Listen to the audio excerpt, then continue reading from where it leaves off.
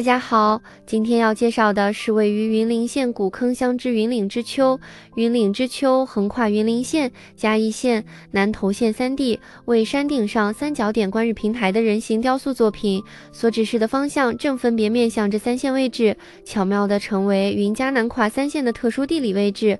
云岭之丘海拔约1650公尺，观赏日出、夕阳及云海的绝佳新视野，时而可看到云雾裊裊、山岚摇舞的云海滚滚而上，而且每个季节的云海各有不同。接下来为你播放的是由气为大家拍摄云岭之丘、五元两角、孟宗竹林步道等景点影片。观赏影片同时，别忘了按赞、订阅、开启小铃铛。感谢你的观看。